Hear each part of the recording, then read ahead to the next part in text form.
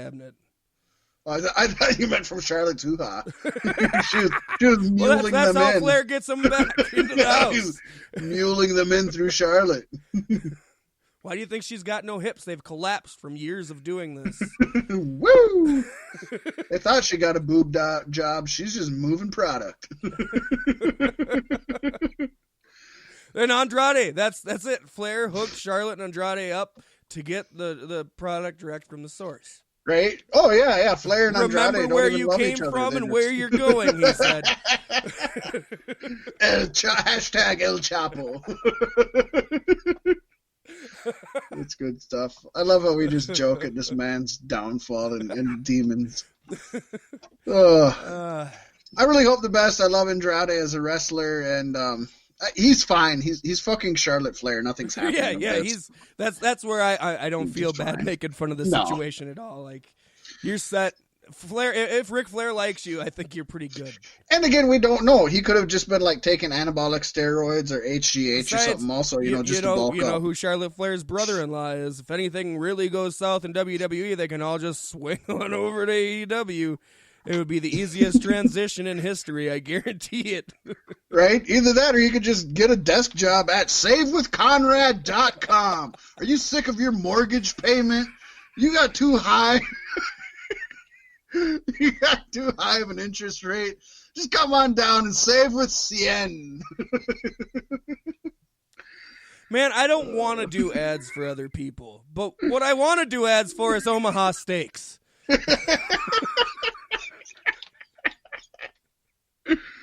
Put a little sizzle on it, baby. It's so good. Blue Chew. Yeah. Okay. I love how Conrad had his own mortgage company with First Family Mortgage, and then he started doing this fun little. Basically, it was kind of like a hobby with Bruce Pritchard that turned into making money. And Bruce at the time was poor. Nobody was giving him any money. He wasn't working for any wrestling company. So he's like, "Hey, I got a mortgage company. You got a name people know. Let's just make a website, savewithbruce.com. It'll forward to First Family Mortgage, and I give you 10% from everything that comes through that website." They're like, "Cool, let's do it. We'll put it on every podcast." So then they had to savewithbruce.com, and then after that, I think Tony Schiavone got in, and it was Save with Tony. And now Conrad's a big enough name that he has SaveWithConrad.com that takes you to his own mortgage company, First Family Mortgage. Like, this motherfucker uses his own name to get you to his business. He is bigger than his business right now. Son of a bitch. He copyrighted the name of the company in a rush and decided he hated it 2 weeks later. Right. Fuck, what am I going to do now? I just love that. I love that his name is bigger than his company, so he can now use his name to get people to his company. That's good shit. It's like a celebrity endorsing a company, but it's the company that made him, that gave him his money. Oh. It's obvious not many people use First Family Mortgage. I don't know, man. That guy, I'm not sure if there's an inside joke somewhere or not, but if you listen to any of the podcasts of all the people that go to his house, apparently he's got like 2 elevators and he's got like just a huge mansion of a house. He's making money off that mortgage company, buddy. That ain't fucking podcast money. If it was, the wrestling guys who are also podcasting would have those kind of houses. Yeah. He's making more bank than we'd have some kind of houses. Right. We'd at least have steps to our house instead of having to fucking take that big jump. I'm coming at you live from the alleyway on 3rd Street in a cardboard box this week, folks. So head on over to patreon.com/Cloudstyle. I'm maybe doing you'll a motivate us to podcast make some extra in content. a van down by the river. Talking about a van down by the river, Pacey, WWE Hall of Famer Booker T is returning to the ring, but not for WWE. Say it isn't so. He's going to AEW, folks. No, Booker will be bringing back his old G.I. Bro gimmick from WCW for the upcoming Reality of Wrestling Battle Lines Drawn event on February 8th. Was his brother around and then, yeah, at that point. With the G.I. Bro gimmick? Yeah. That was a solo gimmick. He was with the Misfits in Action, the MIA.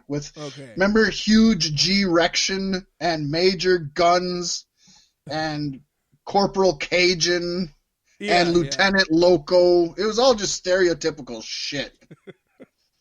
It was bad, but it was bad. Anyways, Matt Riddle needs a G.I. Bro gimmick.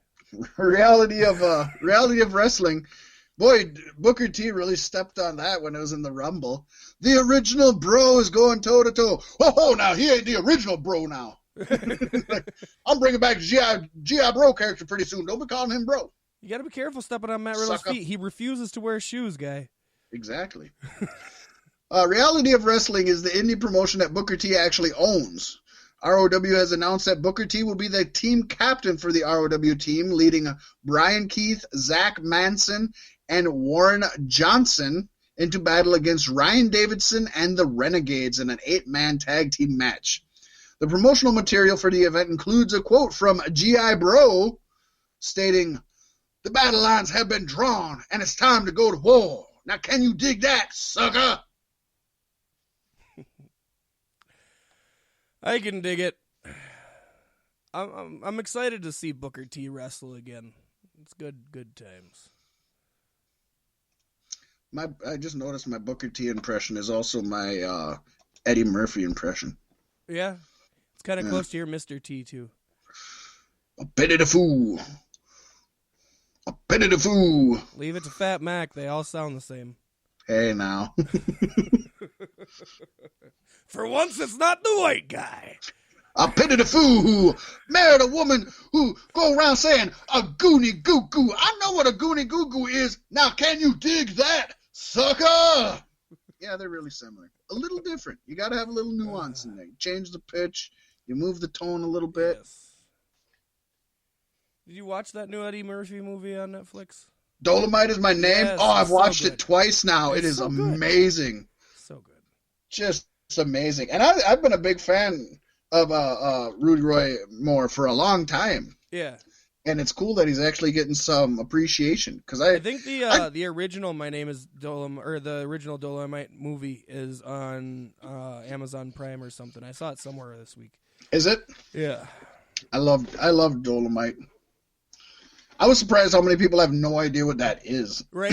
I was telling people it's a good thing that Eddie Murphy did it because it was at a time where it's kind of of the past. I knew people wouldn't know who Rudy Ray Moore is, so I didn't say it, but I was like, Dolomite, the character, the movie, the comedy albums, and I've never heard Dolomite. I was like, the big blaxploitation film, I never heard of him. So it's kind of like Shaft and Superfly and Foxy Brown, and they're like, I know Shaft. Oh my God. I love that a Dolomite movie came out at the same time a Shaft movie came out too. That's kind of and it's better than the Shaft movie. Oh yeah, it is. Yeah, it is. Yeah, it's just good to have Eddie Murphy back all around. His little thing or his episode he did at SNL was fantastic. It was this good. is way off a topic. I don't know how we got here. I don't know either. But I do know former WWF announcer Sean Mooney has joined up with the National Wrestling Alliance. Debuting for WWF back in 1988, the year your boy Pasty came out of the womb, Mooney worked for the company as a commentator, backstage interviewer, and host on various shows and their famous Coliseum video releases until 1993, the year my brother was born. Wowza. He made sporadic appearances for WWE in recent years, appearing on the 1000th episode of Raw in 2012, showing up for the Edge and Christian show that totally reeks of awesomeness, as mentioned earlier in this very podcast. Sean commented on Twitter, "Proud to join such an incredible team. Mooney is back." Yes. I think this is a perfect fit because Sean Mooney, for those of us who watched a lot of the 80s and early 90s wrestling, or especially the Coliseum videos that I love so much, Sean Mooney is just, he's a name and a face and a voice that you immediately, it brings you back. It's a part of your childhood. It's a part of your nostalgia. So NWA is the perfect place for him. I mean, they're going all in on nostalgia. Oh, yeah. Why not have him? He was definitely not a Southern guy. He was always a New York guy, so it's not like he has NWA Southern roots, but he's old school, and that works for them. So is he going to be commentating? It doesn't say for sure, but I would assume he's at least going to be an interviewer. That's what he was best at. He was never really I don't remember him much as a commentator. He might have been on a few of the C shows and stuff. I kind of wish I could go back and jump to another universe where Cornette didn't fuck shit up. Because hearing those two announce together would be fun. But I'd love him as an interviewer and stuff like that because he was great, especially on the Coliseum videos. I mean, he was just him and Mean Gene are what I think of when I think of Coliseum videos. Yeah. I don't think of any wrestler. Those are, those two guys are what makes me think of Coliseum video releases. So it's good stuff. He's definitely a hero. He's definitely not a villain. But there's a villain coming up. Ring of Honor's Marty Scurll, who has also been making appearances in NWA, including at Hard Times, also appeared for New Japan this week at New Japan Pro Wrestling's New Beginning USA event in Durham, North Carolina. Woo! Villain Enterprises leader hasn't been in a New Japan Wrestling ring for 7 months, Pasty. Not since he competed in the Best of Super Juniors tournament. Scurll did appear, though, and he grabbed the mic and laid out a huge challenge to Bullet Club leader Switchblade Jay White to a matchup at Ring of Honor's upcoming Super Card of Honor event, which takes place on April 4th. And that's going to be a good one. We're watching that one. God, isn't that WrestleMania weekend?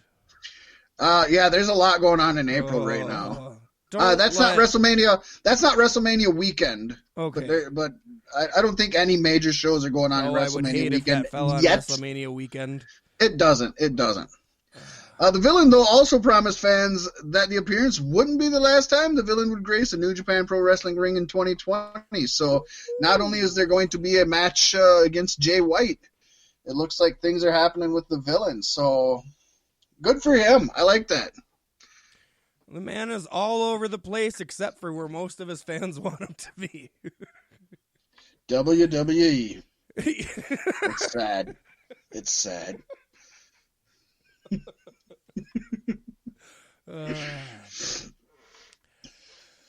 Well, Jay and Mark Briscoe will continue to call Ring of Honor their home to Pasty's demise. In a tweet, the brothers shared their previous deals with the company had come to an end and confirmed they're not going anywhere.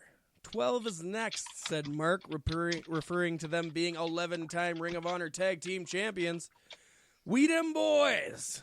What the hell we look like with these lack of teeth? Trying to win someone else's damn tag team titles? Well, them boys, we re-signed with Ring of Honor. We ain't going no damn where. Did I do that pretty okay? I kind of felt like I did that all right almost.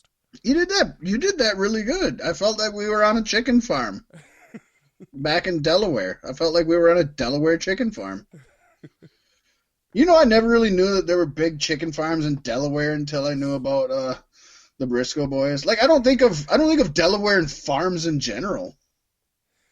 I don't think of Delaware. They didn't have chicken farms in Delaware until the Briscoes came around. They put that shit on the map. Just like they put tag team wrestling on their map. Jay and Mark Briscoe. I guess with Scurll being in power at Ring of Honor is probably a good call to stay with the company. Well, and we've kind of gone back and forth. We've gone back and forth about these guys, but I think these are going to be diehards. I think they're retiring in Ring of Honor. I think they could possibly be used great in AEW. They might not. They wouldn't be used great in WWE. Impact, you don't know. I mean, they know what they're getting in Ring of Honor, and they're not comfortable WWE, there. But NXT. Boy, that'd be good. But the other big thing that they've mentioned for years, almost every time that contracts come up, is what I was just talking about. They run their own chicken farm business, and they have to be able to tend to that. That's their money right there. So Ring of Honor has always been willing to work around their chicken schedule. I don't think AEW would. I don't think WWE or NXT would. Impact maybe would. NWA maybe would. But our NWA and Impact their chicken farm and just make them bring chickens to the ring with them, like that's their new gimmick. I don't think that's happening. They don't want their chickens in the wrestling business. It's no